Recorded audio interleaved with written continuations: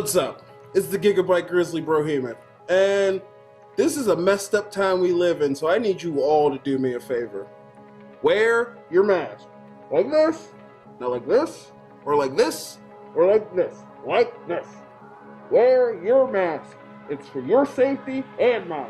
Because if I see you without one, I'm gonna pump kick a mask onto your face. Got it?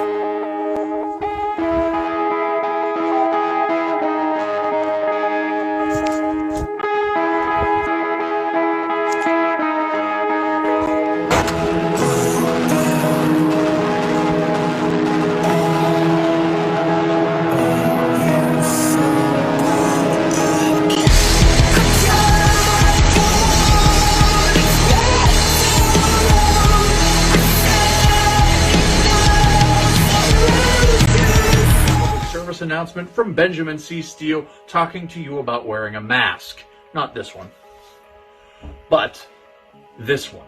With everything going on right now with this pandemic, you need to wear a mask. My mask is for your safety. Your mask is for mine. I don't care what your uncles, brothers, best friends, mailman's roommate from college put on social media. Chances are they didn't think it through, and there's a very better than average chance that they're an idiot. So when you go outside, you put on your little mask over your face, put the little straps around your ears, and we're all going to be a lot safer. This is a team.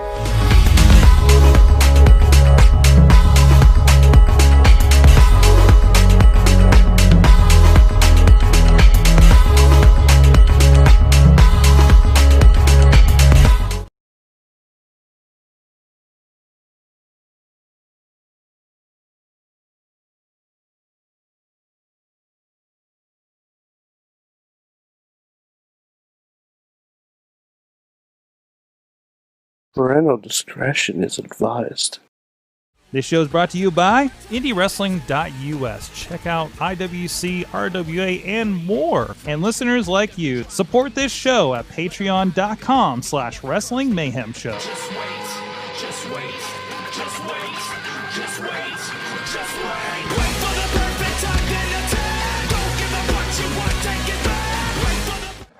It is the Sexy Talented Dudes Christmas Special, the STD Christmas Special. I'm Mike Sorg at Sorgatron on the Twitter here in the Sorgatron Media Studio in Pittsburgh, PA. And for the first time, I'm alone in the studio for this special, this yearly special. I don't even know how many years we've been doing this, guys. But first of all, I guess the ringleader of this bunch, Chess Flexor on the line. Chess, how you doing? I'm doing wonderful. How are you? All right. There you are. Hey, there he is. Here I am. Hello. Welcome once again. We got some heavy breathing. Oh, while he's there, the surprise just popped up. The Wild Child is with us. Sorry, mouth breathing. A little bit of mouth breathing. Apologies. A little bit of mouth breathing. Spoiled the surprise with mouth breathing. I was seeing Chess Flexor on my screen. Oh, well. The Wild Child, Lee Ryans. How you doing, man? I'm doing real good myself. Mr. Sorg, how are you? All right, all right. And also, just in from the future, Corey Futuristic is with us. Hello there. I tried getting my computer to work, but I'm from the future and couldn't get to work, so I'm just on my phone.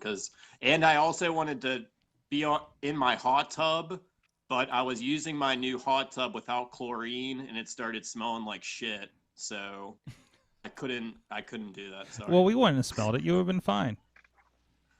Yeah, that's true. But I couldn't go. I was gonna get like fungus or something like that if I went in it. Luckily, Amazon delivered my chlorine today. Jeez. Well, they made it through the snow. That's good. That's good. Yeah. And also, special guest number 2, first time ever on a Wrestling Mayhem show stream with us. He's been talked about so many times on this show. Kid Cupid is with us. Yo, what's up? Welcome. And we're gonna introduce these guys here and get to know them a little more. If they are new to you out there in the Mayhem universe as well, we'll have some good chats with everybody. So of course, a little different this year. We are all remote. We are all safe. Probably good in general, considering how these usually go. I am drinking, as is tradition. So we'll see. I didn't know that tradition was going on. I didn't get the memo. I thought that's what we usually do. Remember that one year when you were like, no more drinking? Like, I had a bad year. I had a sober year. Okay, so. I was thinking of that earlier, though. I'm glad that you went back to drinking, though, because, like, life's too hard to be completely sober. That's what, especially right now, right? So, Yeah, right now where you have no choice but to drink alone. But anyways, before we're gonna have some fun on this show, but first of all, I want to bring up if you're watching on the video, of course, there was a little bit of visual there. We are dedicating this show to Billy Johnson, who we just passed. I'm still trying to find like more information, but I know as of yesterday morning we found out that he had passed. I don't know the terms or like how that happened. I know he's been in and out of the hospital a lot, especially over the last year. Just wanted to kind of give a shout out to that. And I don't know. I guess first of all, because I mean, if anybody, I mean, Billy was practically an STD, right, Chest? I mean, he goes way back before that. He was part of Flexor Industries up in AIW. Oh, that's right. So, well, tell me a little bit about that. Like, what was Billy doing with you? And Billy, of course, was a fan. He's been a part of. He's actually, I guess, he's promoted some shows over there in West Virginia, even with IWC, correct? he has. He's promoted with IWC and by himself, and he's been a part of let's see, how countless events. Even up at AIW, he was a financial backer, let's just say, for many things up there, and along with other promotions too that I know of. And for Flexor Industries, he came in and we just had a ball. We drive from here to Cleveland with me, him, Ginger, Necro Butcher in the back of a limousine. Oh, jeez. And we show up and cause havoc. Necro Butcher passes out on a bench and sleeps through the whole event. He wasn't booked. He was just there hanging out, sleeping in the lobby of the building. And, then we wake him up and get out of town before they realize the mass chaos that we left. So, because Cleveland. Well, yeah. Yeah, that was always the big thing because, the first time being at like an IWC show and seeing this limo pull up. And then we'd always see these promos of like you and Jimmy DeMarco and John McChesney hanging with Billy. Yeah, and a lot of people, there's I don't want to bring up the negatives, but a lot of people were like, "Oh my God, he just throws money around. He pays for friendships," and that's not true at all. We've spent money on Billy just to show our appreciation towards him. We spent countless times hanging out with him. He was part of the crew, and there was a time where we were mini golfing. There's a whole big video that I have edited of us, the mini golf tournament that turned bad at the end because I lost, but I was cheated out of my victory. But Billy Johnson, he will always be remembered as kind-hearted, loving, and always just looking for entertainment and fun. And however he got that, that's what he surrounded himself with, was fun entertainment. Absolutely. Lee, Corey, do you guys have any specific memories of Billy you'd like to share? Was he responsible for those Newell, West Virginia shows? Yes. Was he the ones responsible for that? I'll never forget. Then in that case, yes, there is a big Billy Johnson story. It was the Newell, West Virginia show, the Saturday morning after Meadville. Do you guys remember that? Yeah, that was. Do you tough. remember that? Do you remember that road trip journey? That was with the steel. That was back-to-back steel cage nights. We had steel cage in Meadville, steel cage in Newell, and I was ring crew. I was training. I hadn't debuted yet, so I remember I had a cast on my hand, and I remember during the intermission of the Newell, West Virginia show, the steel cage had started falling down during intermission, and I stepped up in to hold the just hold it still so it didn't come crashing down onto anyone in the steel chairs. So That's the you said that's the outdoor one, right? that was the outdoor one. That was the one where Facade did the truck spot onto Andrew Palace, and Andrew Palace's mom was flipping out. Like, it's still real to me, damn it, type of flip out. Like, it was a pretty interesting night. Afternoon. I have a fun story from that show. It doesn't have anything to do with Billy, but you remember we were supposed to have that show inside, and Yes. they figured out they couldn't put the cage through the door. Yes. So they called the audible to throw it all outside and everything at the last minute. And part of that, like, I think we had that intermission to put the cage up, right? And one of the guys that was helping locally there, like one of the I don't know, he was with the building or something. He comes up to me. He's like, I just took a look and took a measure. We really could have gotten that cage through the door and got it inside. And I was like, don't tell anybody this. Yeah, that was the end of the towards the end of the Chuck Roberts era. Yeah. And he was pretty militaristic towards his approach. I didn't know Chuck Roberts as long as Chess did, or any of you guys did for that matter. My period with him was very brief because Plummer took over about less than a year after I had debuted. Like, so I pretty much just trained under Chuck Roberts, and then everything else was under the Plummer regime. Yeah, absolutely. Corey, you have any memories of Billy? Yeah, I remember him pretty. I love Billy Johnson. Yeah, he was the man. He was super nice. That same show that Gary Larry's talking about, that's like one of my favorite matches against Harley Morris. And I remember him. Oh, yeah. What's his name now? DJZ, Walkin' Wild. Mhm. Walkin' Wild was like the coach for that match before it. And then afterwards, Elias watched the match, and I asked for his advice, and he's like, "Oh, like, I thought the match was gonna be shit, but it actually was pretty good." And I like look back at that now, like, good. I got advice from Elias, and he thought I had like a good match with Harley Morrison. But yeah, Billy was always the man. Flexor drank with him a lot and stuff, and he was always super nice. I was really sad whenever I heard that. Oh yeah, remember that show? Billy did that show where it was only he was the promoter for that same building, where the main event was Facade versus McChesney for the first time, I think. Mm-hmm. And I faced that Jack Massacre 7-foot dude. Oh, I know him. Yeah, he sucks.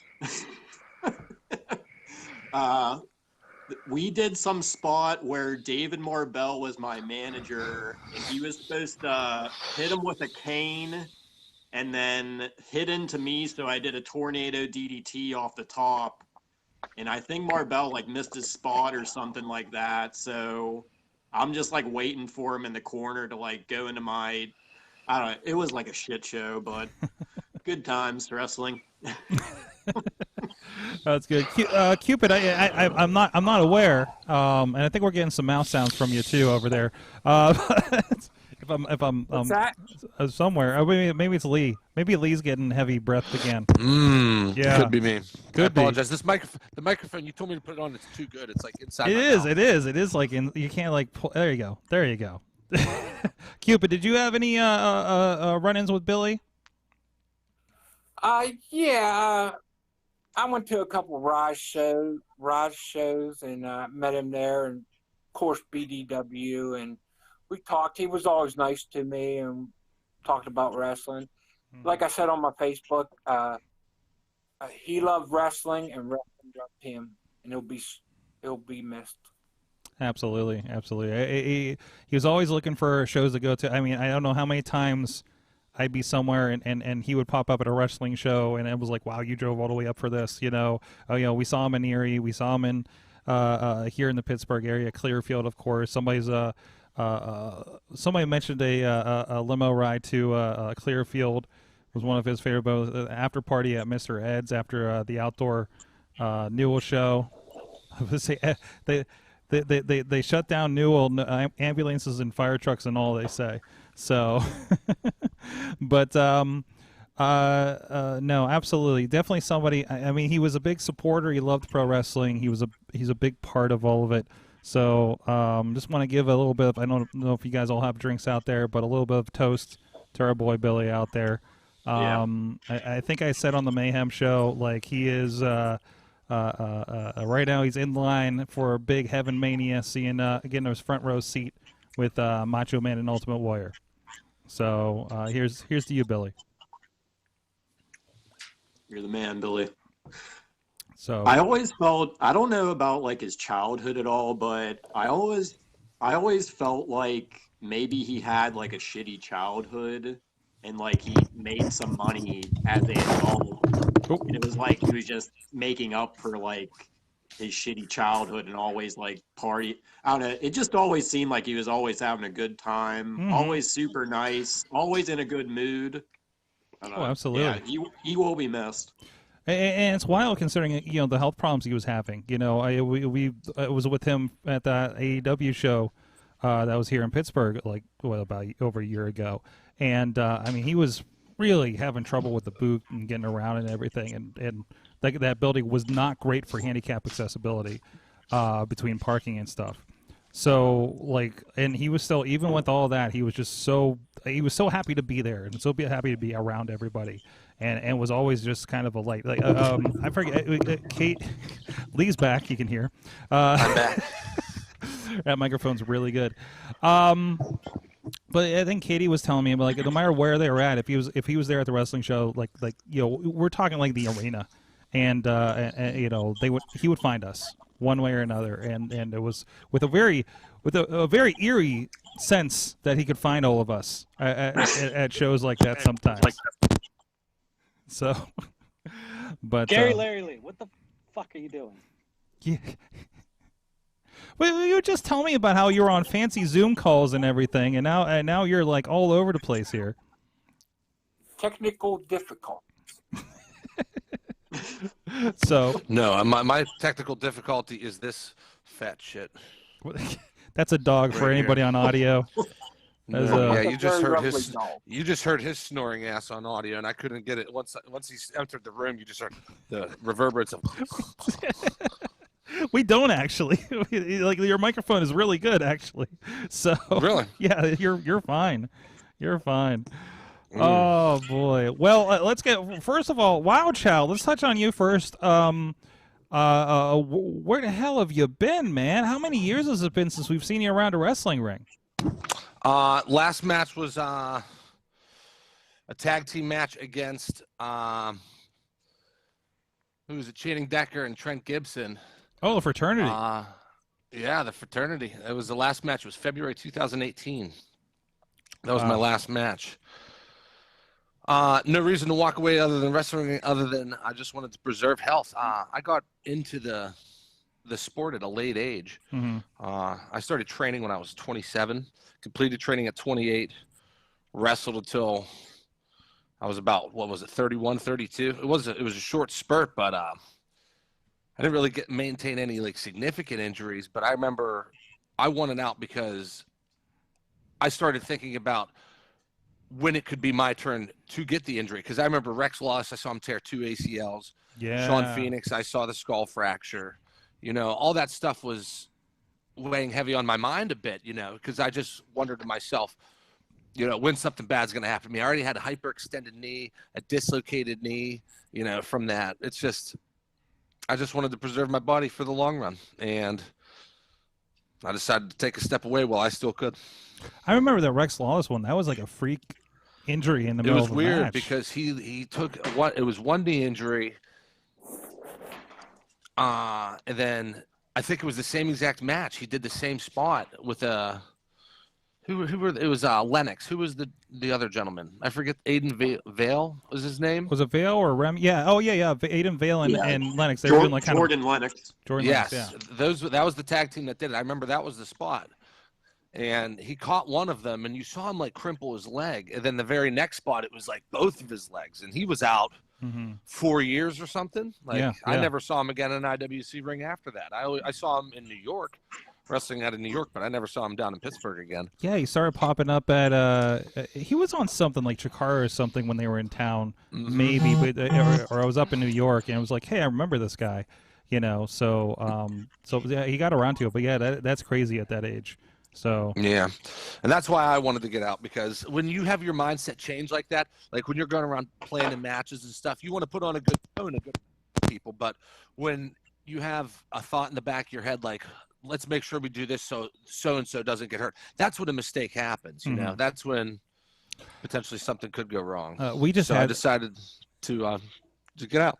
Yeah, we just saw something. A newer guy named Loss Prevention. He's only been around for probably about a year in action.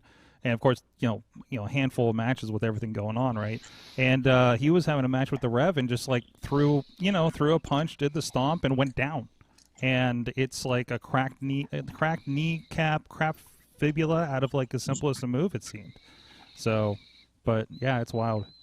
So yeah, and I think the year I quit was also the same year. Maybe it was the year after. It was that Rey Mysterio Mexico incident. Where he did the one spot and the gentleman died ringside because they couldn't get medical attention. I know that would probably never happen, you know, once in a lifetime, but like, it was just weird. Like, you know how you can tell things by the way you're thinking, like, and that's just one of those moments, you know. I just felt uncomfortable with myself because my mindset changed, you know. I wasn't in it to put on the best performance. I was in it to get out of the 6 to 8 minutes without hurting someone or myself. And that's just not the right mindset to have. That's the mindset that'll get someone hurt, I feel. Yeah. Chest, you're the I think you're the longest veteran here. I'm not sure. Maybe Cupid trumps you. I'm not entirely sure. But is the injury kind of bothered you at times? Cupid's been around longer than I have. Okay. Larry Lee, get that fucking microphone away from your. I'm sorry. Stop moving it. Cupid's been around longer than I have, but the injuries are real. Let's see, can I go over the list of injuries? When Facade dove off of the truck onto Palace, which was his aunt that was flipping out, not his mother, but I was also underneath Facade whenever he flew from the sky and landed on us. My elbow hyperextended, and it still hurts to this day. I've had my eyeball scratched open by Serafini. Thank you, Corey, for driving me home after that. That was just in training, if I recall. Yeah. She was. Let's see. My wrist has probably been broken twice because now I have 2 bumps on it instead of 1. I don't know. You can't really see in that angle. My fingers and thumbs. My nose has been twisted sideways. I've had body parts hit me in the face. It caused bleeding. Had my head on the ground and someone stomped on the back of my head and it busted my face open. Jeez. And that's just the ones that I can think of right now. Wow. And Corey, go ahead. Oh, I had a bad concussion because Jamie Jameson wears steel-toe boots and did a moonsault, and I got kicked directly in the head by the steel-toe boots. I feel like steel-toe boots shouldn't be in wrestling, right? That feels like a horrible idea. That should be illegal. Where was the referee at to check his GD boots? It's a loaded boot. What about Cupid? Cupid, have you had any serious injuries? I had so many I lost count, man. That's the way it is. Too many concussions. Ask Corey about injuries if you want to hear about injuries. Yeah, you just got through one, right? Yeah, well, my debut in my first one-on-one match was with Flexor, and I go off the top rope like Kane, but like to the outside.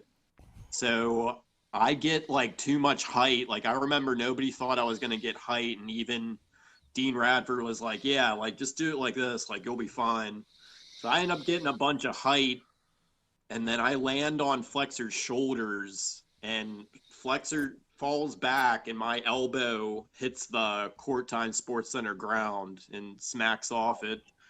And I guess the adrenaline was going so much that I kept on going in the match. But yeah, after the match, we look at my elbow, and you can see my bone sticking out somewhat. And yeah, I shattered my elbow. I saw those pictures. Disgusting. So that was like I was out like a month. And then recently, yeah, I fucked up my wrist really, really bad. And yeah, that had they had to put in like a 2.5-inch rod in my wrist to correct that. Jeez. Gary Larry Lee, what do you know about 2.5-inch rods? I know quite a few things. I got to hold one when I take a piss every day, multiple times a day. No, but the injury thing is real. Like I said, I got out before I luckily suffered anything major. But to this day, I took a back body drop from what the hell's his name? I forget his name. I took a back body drop though, and I landed like how you're supposed to. But I remember my knees were up and they split out to the side, and my left hip cracks every time it moves around in any which way. Getting up out of cars, going up steps. Sometimes it doesn't want to crack, and it's like, it makes me nervous because like it's like already like at an arthritic stage. You know, it's only going to get worse. So Yeah, especially at that's your like age. that's a little nick from wrestling. You know, I would never had it if I never took a back body drop. Who the hell was that wrestler? Asylum.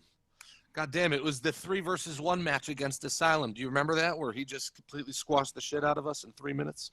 Yeah, I remember that. Yeah. He gave me a back body drop, and in that match, like I remember, I got so much height on it. The force just caused me like a hip hyperextension. Like my hips just popped out. It was at the time it was like, ooh, that was weird. I never flexed that hard, but you know, fast forward 4 or 5 years later, this thing still cracks to this day. Son of That's a why bitch, you had Asylum. That's why you had to retire early, because you took too good of bumps that your body couldn't take it anymore. Fucking yeah, I just got out because it was fucking. I was like, I wrestled for what was it, 5 years until I was 32, so or 31. I I just wish I got into it sooner. I distinctly remember a time you were left ringside, handcuffed. I remember that. I do remember that. I think yes, you were the being last one left handcuffed. out there. Wasn't he handcuffed to Billy Ruxpin or?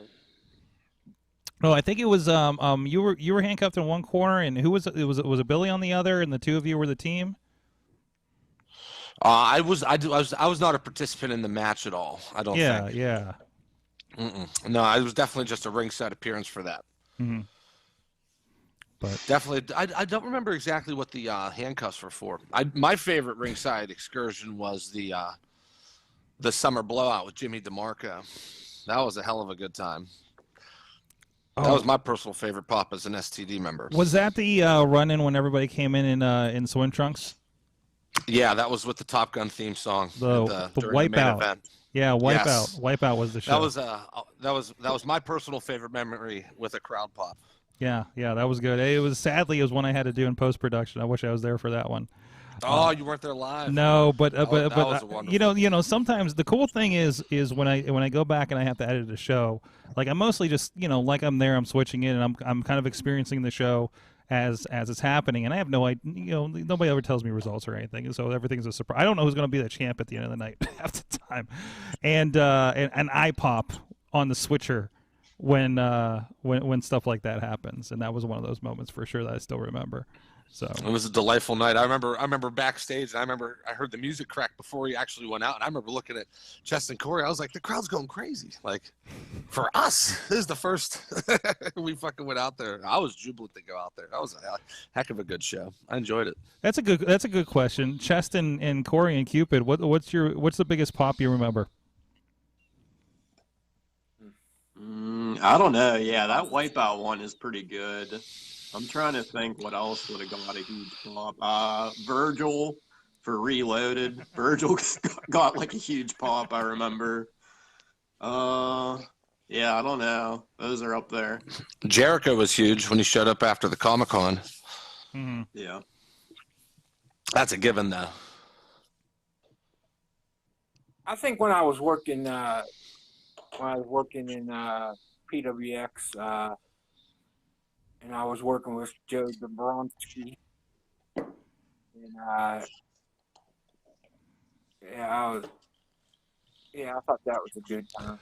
So is this the one where, because Joe's told this story on the show, it's been a while, but there's something about he ended up in a match with you, and Joe Dabrowski's a commentator. If there's anybody out there that don't know, he's worked with like Ring of Honor and does a lot of stuff all over the place. You guys ended up in a match, and I think he had a sandwich in his pocket. Is that correct? I'd never heard your side of this story. I don't know. Yeah, you got it. Go. Get out of here, Louie. I don't Sorry. think there was a sandwich involved. I don't know. It was like there's so many good boys. That was kind of the midnight lover. It wasn't me, you know. But you know, whatever, you know. But there was a time when I was running around the ring, eating nachos and pop and stuff. What, from the fans? Joe was chasing them, the midnight lover, or whatever. And it was a good time. I had fun. That's good. That's good. So, Kid Cupid, first time on the show. A lot of people may not be aware of you, but again, you've been mentioned over 15 years multiple times in stories about you. So how long have you been around? I trained in 1997, 98, and I made my debut in I think it was May 1999 for PWL League. Can you say that again? You broke up a little bit. I made my debut in 1999 for PWL. Oh, okay. Awesome. So, and we got to know you a little bit of you already. There is a question for Chess Flexor in the chat room. What is the question? Lisa wants to know if you're done fighting Mambo Italiano in 2PW. I don't think that I will ever be done fighting Mambo Italiano, especially when Pasta's involved, especially when Pasta steel cages are involved, when Pasta steel cage death match are involved. It's going to go on for the rest of our lives. How many food-related matches were stolen from us in 2020? Oh, at least a baker's dozen. Not a Brit Baker, but a baker's dozen. That was good. What I want to know is, tell me about Gary Larry Lee, International Man of Mystery. Are you talking about that promo video during that snow day? Where the hell were we? Where did we film that damn video at? It wasn't Southside. No, that was up in what's it called? I don't know, but we could watch the video. Do you have the link for that, Sorg? You already played that like years ago. No, but Gary Larry Lee is here. You brought this up on another Christmas special and already played it. That's okay. There's Gary new Larry people. Lee can talk. He must have really enjoyed the production of this video. I do remember the video ends with Chess Flexor's credentials being played like credits. Oh wow, this gets. Hello? It came right up. What? Hello? Who's on the line? Turn your camera on. What the hell? No, I don't want to. I called in, dude. I called in. That worked. It's Brian. Yeah, it is me. Is that Brian fucking McDowell? Brian the Bully. It is. What the hell? Who is that? Is that fucking Gary Larry Lee? You're goddamn right. You're goddamn right. It's Gary Larry Lee. It's fucking wild, child. That's great, dude. How are you, man? I'm doing good. I'd be better if I saw your face. You son of a. Yeah, It's Christmas. I don't have a non-personal email account, so I don't want to. Your telephone number's up on the screen right now. Not all of it. It's fine. They have to guess the rest of the numbers. Jesus, Sword, why don't you have a guest link that like you can send people? A fucking private guest link. This is the private guest link. I love that you randomly show up and 40 minutes into the show. Yeah, Brian well, McDowell. You son how's of a bitch. everybody doing? We're doing good. It's a Merry Christmas around here. Good. We got Very Cupid good. here. Cupid's with us too. Who's Cupid? You don't remember Kid Cupid from Cupid? From Black Diamond. Yeah. Yes, sir. Oh, wow. I wish I could see you guys, but... Yeah. Well, you can go on Facebook and watch on that side. Jesus, we need a fucking guest link, Sor. Come on, a guest account. We don't have these fucking guest accounts? What are you talking about? There's got to be a guest link in Google somewhere. Oh, whatever. What do you... You can...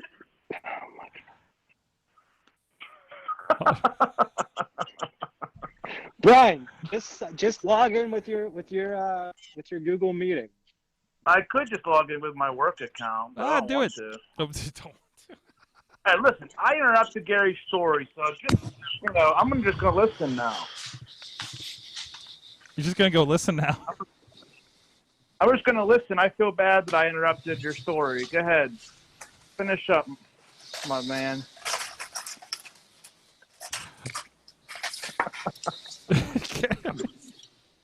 Brian, tell us a good. You weren't here for the beginning whenever we were talking about Billy Johnson. Tell us a good Billy Johnson story. I mean, probably the. Well, hold on a second. I cut off Gary Larry Lee. Nobody cares about Gary Larry Lee or what he has to say. My microphone. I'm just opening up a package of gum because check this out, Brian McDowell. Tomorrow's 3 weeks of tobacco free, and I've been chewing Nicorette. Okay, that's awesome, man. Good for you. Hey, I'm happy about it.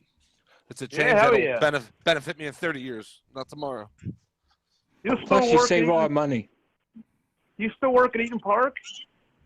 Yeah, but I'm looking for a new gig because of fucking COVID. Oh shit! I probably shouldn't have said that on this live. Well, you did a promo at Eden Park, so that's fine. That's fine. And here, and I found footage of Brian McDowell, so anybody on video knows what he looks like to put the voice to it. So, Brian, have you bowled a game in your life since we talked last? I'm not pulling as much sword, but when I do, it's still perfect 300s, no doubt. As you do, right? How about you? No, I have not. How are you doing? I'm doing fine. I actually filmed bowling earlier this year, so I at least got that far before everything shut down. So, nice. Anyway. That's awesome. Yeah, very good. Brian, when may we see a return to the ring for you? I don't know. You never know. You never know. You almost said that like Yoda or something, Cupid. You still wrestling, man? Currently on the shelf, but I'm looking to come back in a couple years. Okay. Very good. That's awesome. How many views do you guys got on this?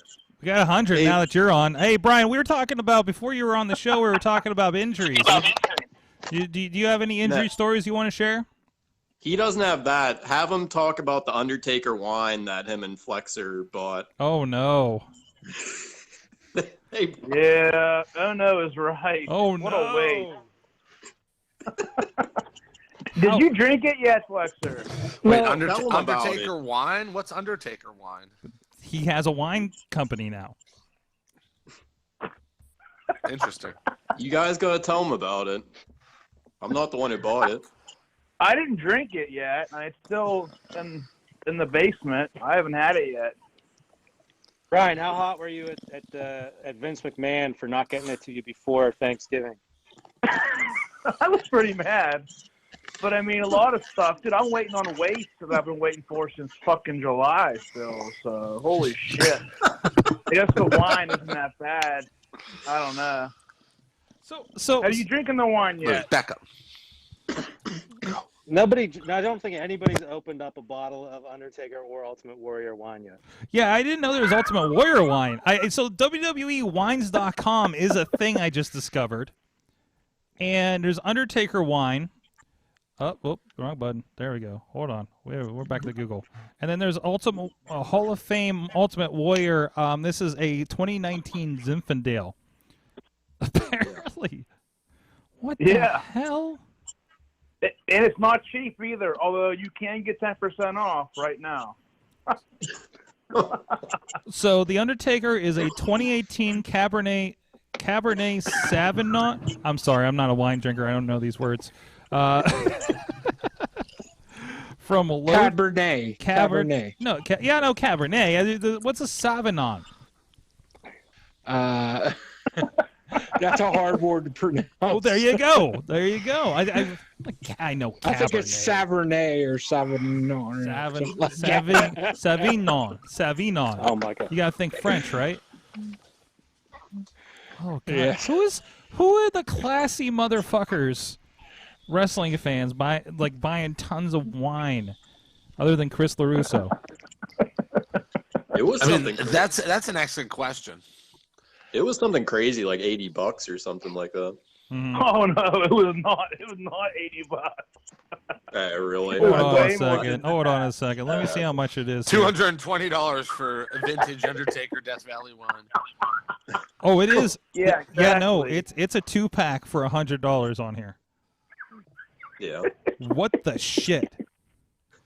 How much is Jericho's?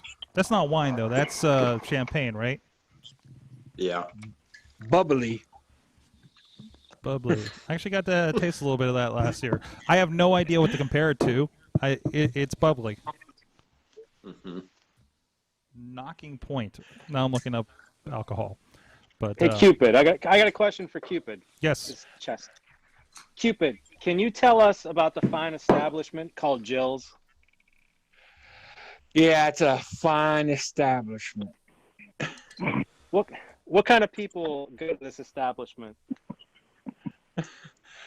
People that are very lonely. What kind of people will you find at Jill's? Different people, you know. Are they the type of people that like to wear clothes, or the people that don't like to wear clothes? I don't know.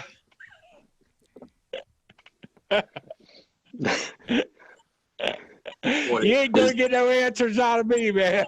Oh, come on, Cupid. Spill the beans about Jill's. Jill's in West Virginia? Yeah, Jill's is in West Virginia. Okay. I think I heard about that. I don't think I've been there, though. Is she as legendary as Vicky? You still have that mouth sore from her, Gary Larry?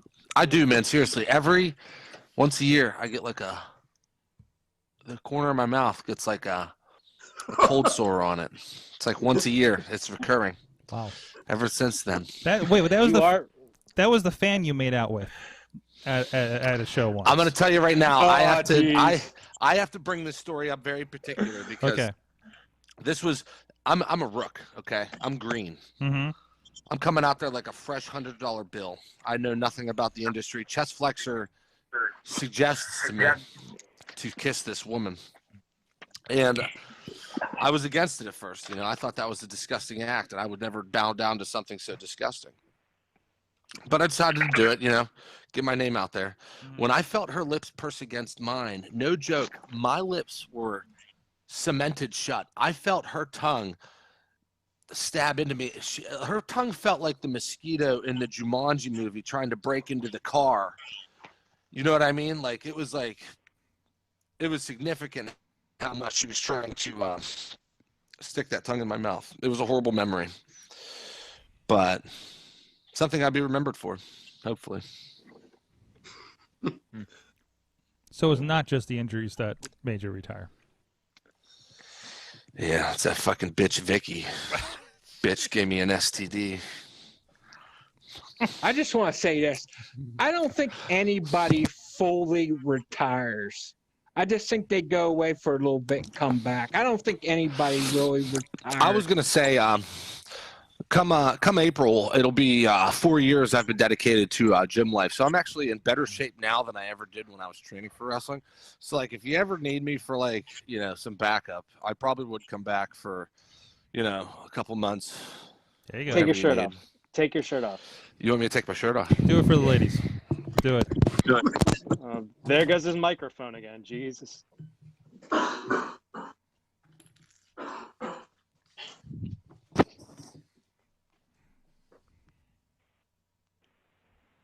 This is weird. Oh, It's like, well, this is a first. Ladies, he's taken. Go ahead. I'm just saying, I put on some muscle. You're doing the rest of the show with the shirt off now, aren't you? Take your pants off. I'm not doing the rest of the show with my pants off.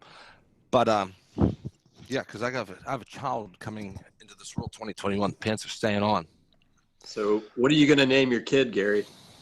I ain't gonna lie, I wanted to name him Benjamin Lee. What if it's a girl? Oh, I haven't thought about that. You're having a kid. Oh yeah, You're having Brian doesn't know. You're having a kid. Yeah, I'm gonna be a dad, Mr. McDowell. Wow, man, great. You get married, or you already married, or what? I definitely do not have a ring yet. She was Okay, asking well- about it, but I keep playing it off like, you buy me an Oculus and maybe I'll get you a ring. But that hasn't worked out yet. Come on now, you Oh, already that spoiled goes. it. He works at Eaton Park. How do you expect him to afford a ring? That's what I said. That's what I said. Oh, jeez.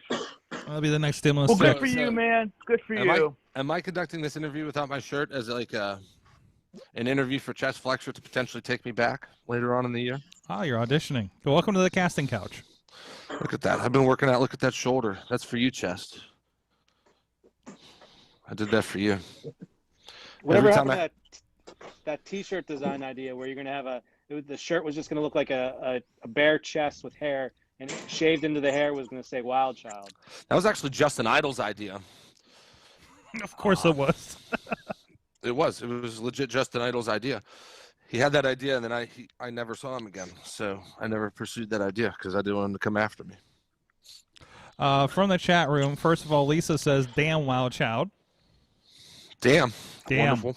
Damn. That's a good thing. That means I should be coming back to the ring soon, right, Chess? There you go.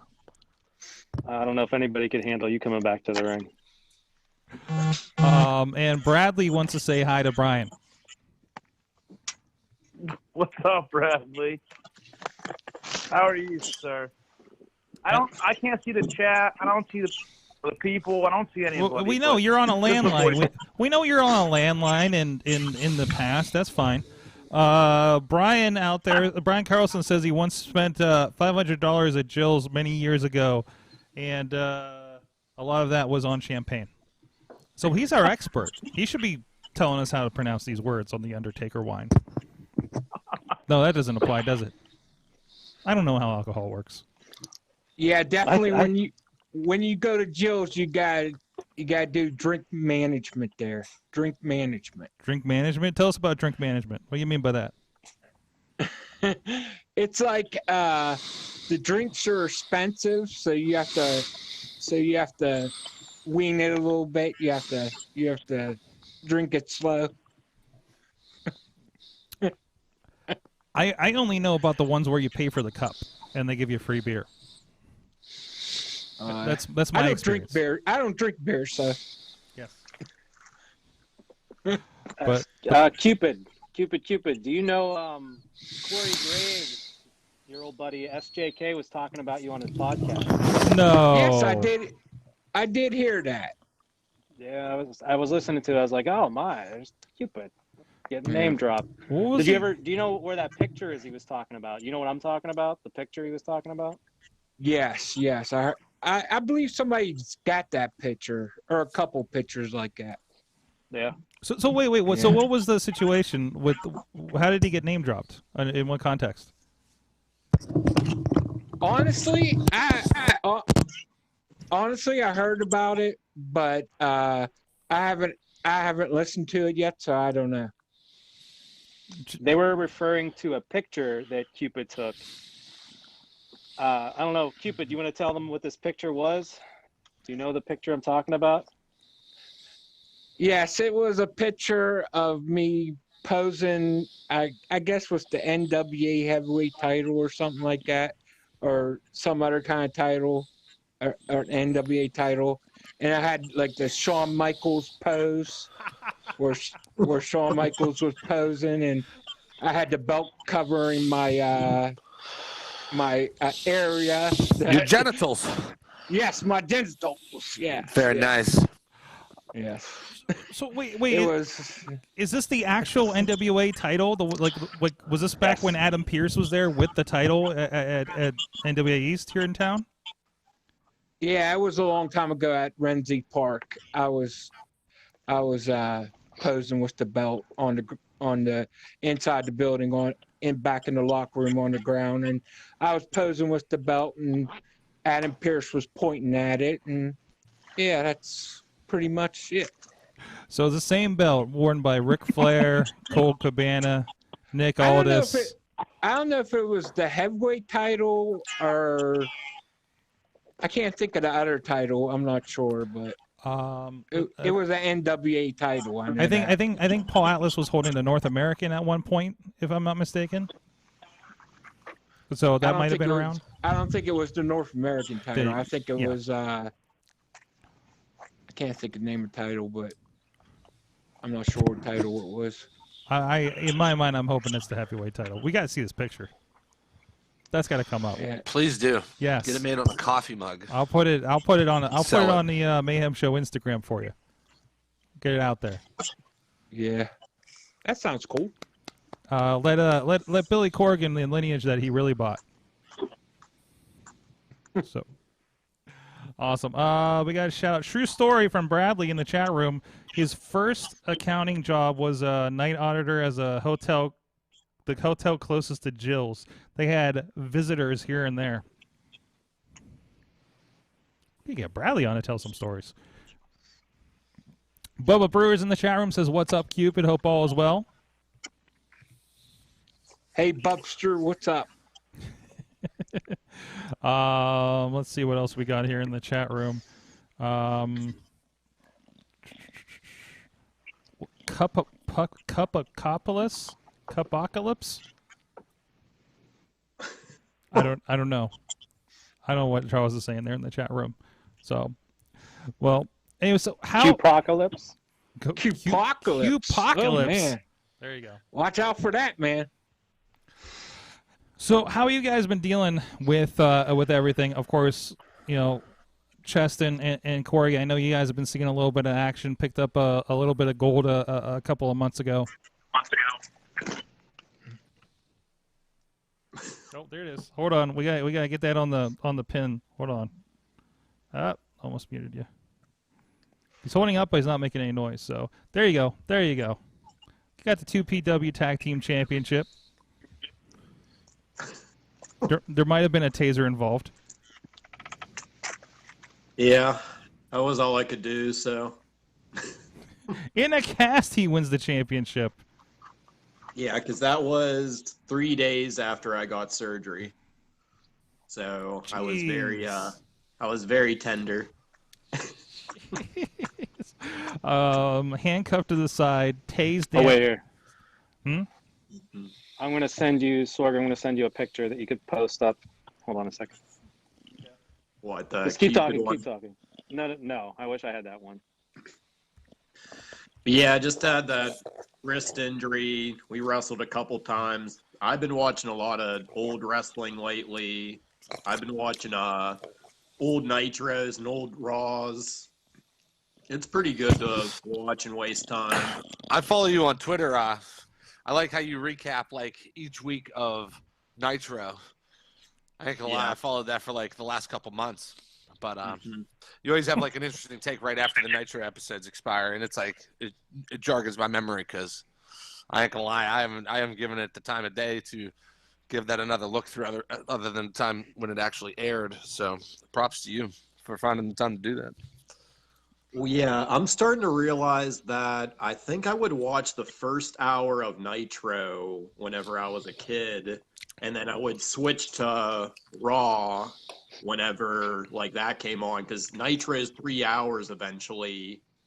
So I'd watch the first hour, and then I'd click to Raw, and then I'd watch WCW and the commercials. So like there is like a bunch of stuff that I probably only seen once or like never seen it. It is pretty cool. You ever watch that, Sorg? Or I back in the day, I remember taping. To be honest, you know, throw the VHS in and then watch it like that night or the next day or something. You know, who was your favorites back then? I liked Buff Bagwell. He was one of my favorites. Scott Hall. Chris Jericho from the start, man. Chris Jericho out the gate was hot. Oh yeah, He went back in the Lionheart days. I was. Yeah, the whole lightweight division was the pride and joy of WCW back in the day. Absolutely, it was. I was coming back from a hiatus from wrestling. I was like, hey, here's all the guys I used to watch over on this channel. What the hell? And I was not into the WWF Jerry Springer vibe that was going on at the time. To be honest, the first pay-per-view I ever watched live for WWE was SummerSlam '98. So, in WCW, Mine was picture. Hmm? Did you get that picture I sent you? Where'd you send it? Messenger. Okay, Facebook. I'll pop over there. But you're saying, Gary? I was gonna say my pops always followed. He was a big fan of Hulk Hogan growing up, so he followed WWF throughout the '80s. But when Hulk switched to WCW in the early '90s, he was watching that, and that's what I naturally grew towards. I remember there was this one kid in my high school. He kept wearing the Heartbreak Kid Shawn Michaels sunglasses, and that was during like the Iron Man match time with Bret Hart. So I tuned in. I think that was WrestleMania 12 was the Iron Man match. I remember seeing highlights of Stone Cold bleeding out to Bret Hart Sharpshooter, and then WrestleMania 14 was my first pay-per-view I ordered. That was in '98. I was 11 years old, and that was Shawn Michaels' last match from the back injury he sustained with Tyson as guest referee. And I was actually really upset. I remember being 11 years old. Shawn Michaels was the reason I gravitated my eyes from WCW to WWE because that kid with the sunglasses, I thought they were cool. And HBK was awesome at the time. So I was really upset to have Shawn Michaels hanging up for like 4 years. So the whole Attitude Era, which I fell in love with further, didn't have my favorite centerpiece to go along with it. So that like really bothered me to a degree. Yeah, I was a Hulkamania kid growing up. Even my parents took me to No Holds Barred at probably 8 years old, and if you've seen No Holds Barred, you know an 8-year-old probably should not be watching that movie. No, not at all. Yeah. I knew I was in trouble when there was a Nightmare Before Elm Street promo before that. So I got this picture here. Chest, what am I looking at? That's I don't know. Is that an alternate universe, like how there was a gun incident in an alternate universe, or is that just? Is that a bowler? Is that a Hall of Famer, Brian McDowell, holding a 2PW Tag Team Championship belt? Oh, geez. Oh, hey, there's a soon-to-be former president on that shirt too. That's timely. Jeez. Yes, indeed. Oh God, he went in the same year as Bruno. That's unfortunate. God.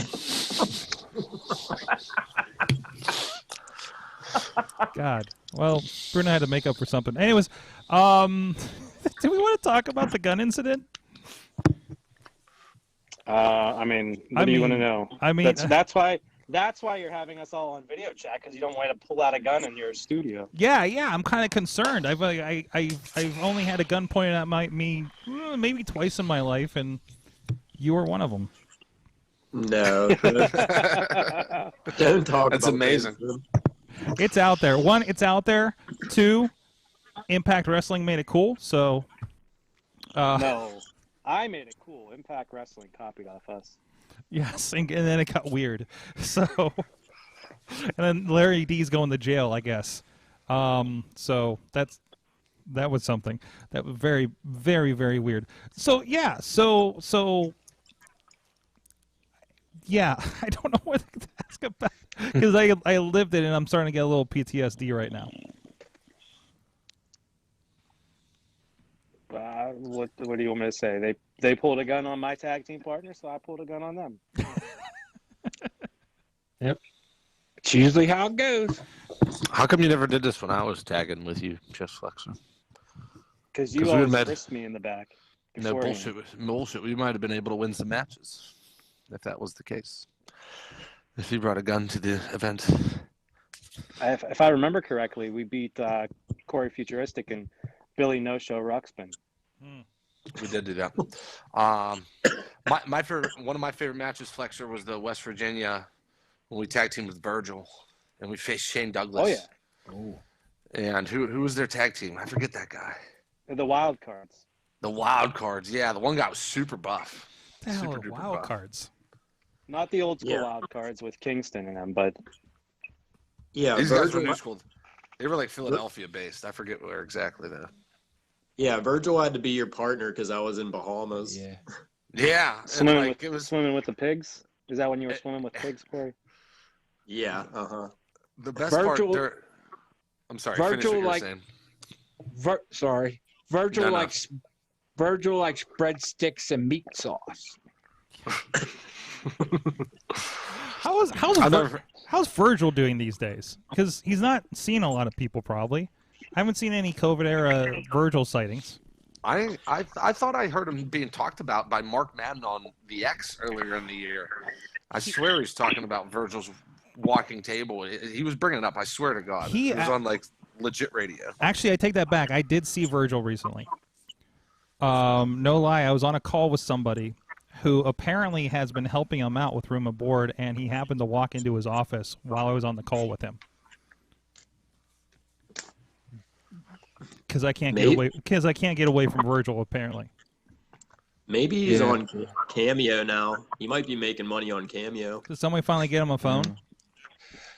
I'll tell you a story. There's a local video game store where I live, and they do auctions of selling stuff. And they brought Virgil in to do a internet auction a couple times, selling his stuff and selling games and stuff. It was pretty cool, you know. You know, I got an autographed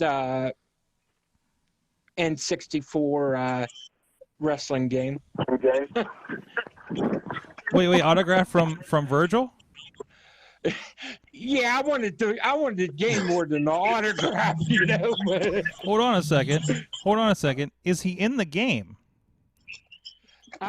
Yes, I believe he's in there under managers. Under managers? Yeah, under managers.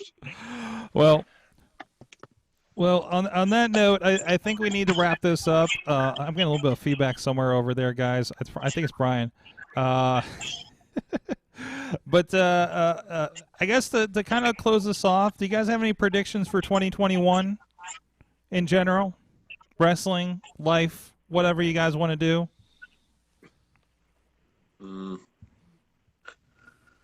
Not really. No. The future guy says no. No, I don't want to give it I got a away. bold prediction. I got a bold prediction. Go for it. You're gonna see my sideburns again in 2021. Whoa. I mean, technically, aren't we seeing them now? They're just connected. No. In one entity, it's known as Henry. Brian, are you watching TV over there, Brian? I was. Not anymore. He's watching the new episode of Mandalorian. That son of a bitch. No spoilers. No spoilers for the crew out I'll there. tell you how it ends. I've actually not watched that at all yet. I'm even season one. Dude, the episode of Mandalorian, I won't give a single spoiler except for it will rekindle your love. Oh yeah. Brian, If you it got hasn't any, been rekindled already. Brian, you got any predictions for 2021 or The Mandalorian? I think it's going to be more the same of 2020, to be honest. That's a depressing thought, but I don't think it's going to get any better, honestly. So, giddy up. Thank you for that bit of positivity. What about you? What about you, Kid Cupid? Do you got any predictions for 2021? Return of Kid Cupid and many independent wrestling federations. The return of a federation that gave many wrestlers notoriety and made them famous and stuff. And this year is going to be a big year. All right. Wait for Ryan's breathing over No, I there. feel like an asshole. Oh well. Is it my breathing? Yo, yeah. Oh, big time. Yeah, I wanted to tell a Virgil story before we go. Yeah, for sure. So, in March '99, there's this WCW uncensored pay-per-view. Virgil faces Stevie Ray in like a no DQ match, and it's actually like pretty awesome. Anybody should check it out. And the thing that's funny about it is that's the same month that like WrestleMania happens too. So like WCW's way of like competing with WrestleMania is having Stevie Ray versus Virgil in a no disqualification match. Whoever wins is the leader of NWO Black and White or something. I don't know, but check that out if you guys are bored in quarantine. It's a good match. Jess, what words do you want to leave us on here for a prediction, or however you want to take it? Last year, at the end of the Christmas special, I said something like, if you thought this was crazy, wait till you see next year. Well, I don't think any of us realized what would happen that led us to this. But if it brought us Gary Larry Lee's microphone interfering over everybody else talking and the Kingpin Brian McDowell calling in so we could see 99% of his phone number, and we finally got Cupid on the Mayhem show, and Corey and I are the TPW Tag Team Champions. We'll probably be for the entirety of the next year because we won't be able to defend them because of restrictions. Then I mean, now we need to get Kid Cupid a one-on-one interview on the Mayhem show. That's a fact. Brian losing his mind over there. Brian lost his mind a long time ago. He's not losing it now. If the headset was that horrible, why didn't you come and unplug it? I gladly would have. So Because it sounds like you're 2 rooms away now. Yeah, I think that's great because you're right. You're not gonna be able to defend them this year. They're gonna be champ over there. Well, either way, I think technologically this goes as well as it does in person. But guys, thank you so much for joining us. It was good to get together with all of you guys again. Thank you, Kid Cupid, for coming on the show. Thank you, Wild Child, for taking your shirt off for the ladies. Absolutely. It's been so long for them. They needed it. That's right. Got your dose. We'll clip that and put it on TikTok for you guys, too, to make it, we'll put the music Thank you. or I something. actually have some pretty nice TikToks if you ever want to follow me. What's your TikTok? I also got an OnlyFans account at the. No, I'm just kidding. I don't. But that'd be a good way to earn extra money in Christmas time. That's right. That's how you get those. That's how you get through. Anybody have anything to plug on the way out? I don't think there's any. Go ahead. I don't think there's any wrestling shows happening. So. Yes. Tomorrow night, as far as I know, it hasn't been canceled yet. MVP Wrestling, Benwood, West Virginia. Bell time, I think, 7 o'clock. I'll be there. Okay. So Cupid's getting booked. Where's everybody else at? Shut up. All right, Chess Flexor. Did you just tell us to shut up? Yeah, he did. No, I'm talking to my dog. My dog's barking at ghosts. You're talking to your girlfriend, telling her to shut No, up. my dog's barking at ghosts. I told him to shut up. Chess Flexor. Corey, Thank you for having us. Yeah, thank you so much, guys. Thank you so much. Thank you very much. Thank you, Everybody guys. know where to find us on all social media. Hey, love, peace, chicken grease. You guys have a Merry Christmas. I hope Santa brings you all everything you all wanted. Gary Larry, hang up so we could talk without you interrupting, please.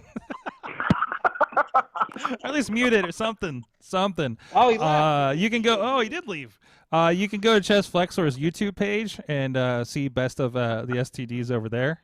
because I'm fighting all, including International Man of Mystery, right? That's right. I put it up real easy over there. Everything's easy over there. Brian, give us all your What's social up? media. Brian is wrestling on Instagram. Still the same. Give us the other digits of your phone number so everyone could call you. Yeah, so they don't have to crack the code. No. I get enough spam calls as it is. I don't need any more. Who's gonna call me anyway? I'll call you. There you go. Well, I can send that to you in a private message, my man, if you want my number. I'm not gonna fucking put it out there publicly. Oh, come on, man. We're all friends here. 412 asterisk asterisk asterisk asterisk asterisk. Is that what it says? Seriously? Oh, Yeah. wow. Yeah. That's great. I think it has like your last 2 digits. Nice. Well, that's okay then.